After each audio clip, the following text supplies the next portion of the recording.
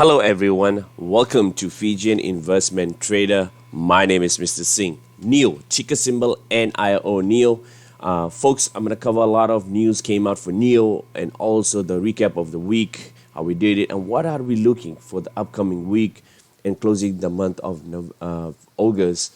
We still have 2 weeks left, but there's a lot of room for the uptrend and even some support level that we definitely gotta keep an eye moving forward.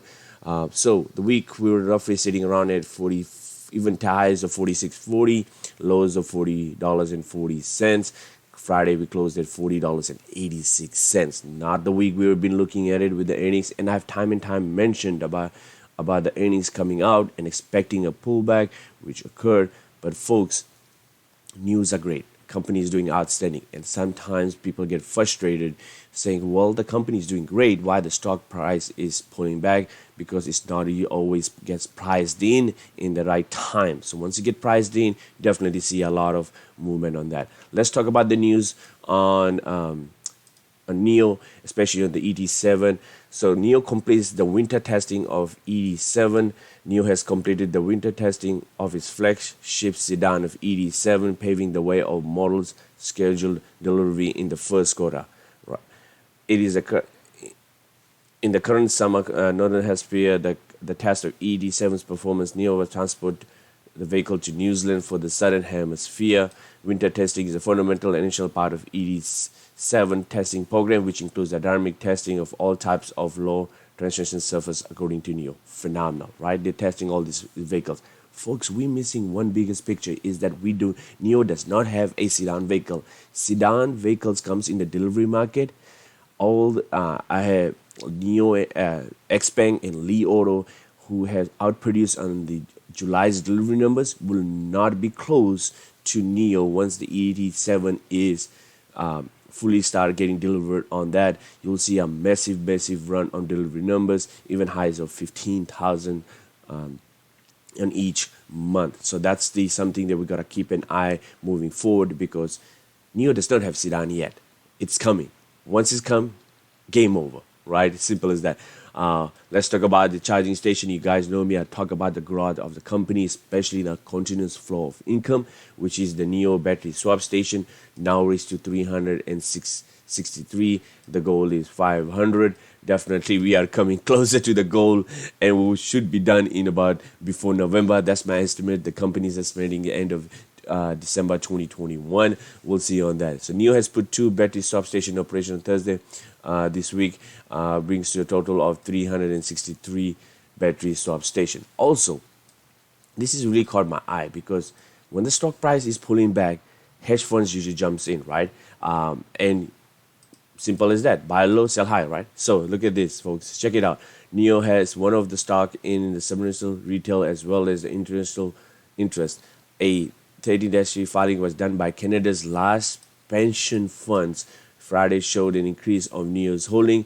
What happened, right? So Canadian Public Sector Pension Investment Board has hiked its holdings from 192,333 shares end of March of quarter to 270,274 shares at the end of June. The filing was revealed. The value of its stake is 7.5 million to 14 million, right? Wow, right? Kind of breakdown on this also about the inside buying. That's what I usually call it. In the June quarter, the NEO shares gained 36% after trading under the $40 for first 2 months of the quarter. The stock began to pick up the momentum in June. The time NEO was purchased by the public sector pension is not known, right? As of March, fund had 163 billion net shares under the management. So why it's so important? China-based NEO is a maker of a premium EVs, which is going to change also on sedan, as caved as well the niche of itself. Despite the chip shortage in February, the company has continuously reporting an year-over-year delivery growth. The rest of the year is upcoming for the key for NEO, given several upcoming releases. NEO is set up for the shop in Norway and will begin selling EVs in the country in September and expand the further and other European nations such as Germany, which are covered back in month that we're definitely going to be looking at Germany. We know Netherlands is also in the pipeline. The NIO announced the earnings plans to roll out the three new models, including the ET7 sedan in 2022. More importantly, the company is looking to launch an EV under a different brand name, caretaker of mass market, where it is no present so far. NIO shares, like we know, that closed on $41, and then the after hours was $48.60, right? So definitely a lot of room for uptrend. Folks, don't lose off this side, right? The highest target is $72, average is 65, low is 57. We're not even close to the low yet, right? I definitely see this stock over $75 end of this year. So let's see if this target always comes in play or no. But we'll definitely talk about it. If it does, I'll be very excited for everyone seeing all the gains making. And definitely this company has a lot of room to grow and move into a better structure of a triple digits of a stock price, right? So time and time we talked about our resistance level and mentioned we'll be trading in between the channel, which we were doing it, and we on Friday we fell through, folks. We $42.49. We broke through on that, and we came all the way to the $40 level. So the pink line you'll see is the 200 day moving average sitting at $39.80, which is going to be our active, a very important support level. I am going to have this as our resistance level now, since we are trading below, but we got to keep an eye, right? We got to see time and time. We came and tested our 200-day moving average. We bounced off. RSI is also pointing to the oversold territory. MACD is signs of selling pressure. So volume was kind of caught my eye. 39.16 million volume is not news. NIO is usually over 70 to 80 million in a day of trading.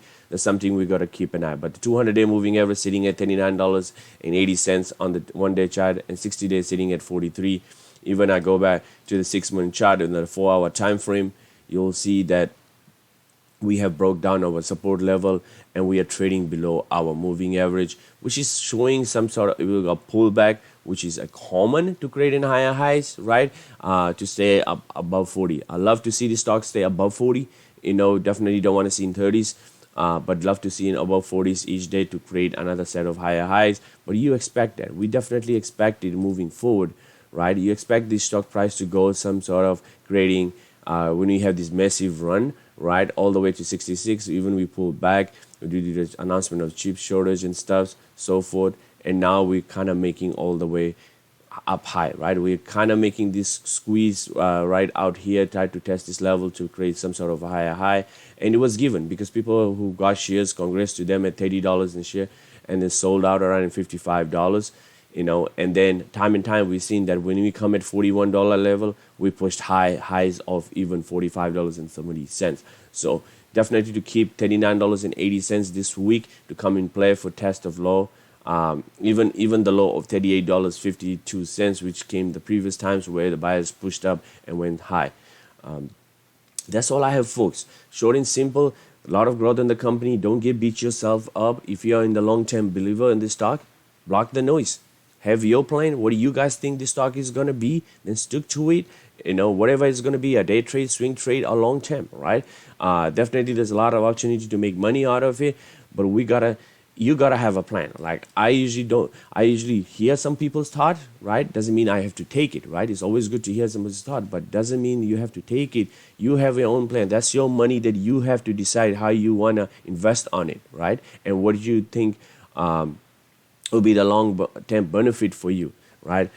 Quick update I wanted to share with you guys. I know people are getting beat up from 55 all the way to the low of 36, and we've been tested the 45 level. But I'm definitely going to seeing this test of $45.70 this week and stay trading in between this channel. Definitely trading in between this channel before we make some sort of higher highs, right? That's all I have, folks. Hope you guys had a great weekend. Thank you for watching the video, and please don't forget to subscribe, smash the like button, and turn on the notification if you guys want to be constantly be updated on the EV market, some stocks that I cover. Also on my channel, if you guys are interested to check it out, please feel free to do it. There's a lot of information to make money out of it. Not a final advisor, just here just based on my opinion, what I see day to day on each and trading. So I wanted to share with you guys. Thank you for watching once again for the video. Please don't forget to comment down below and subscribe, and have a great week of trading upcoming week. Thank you.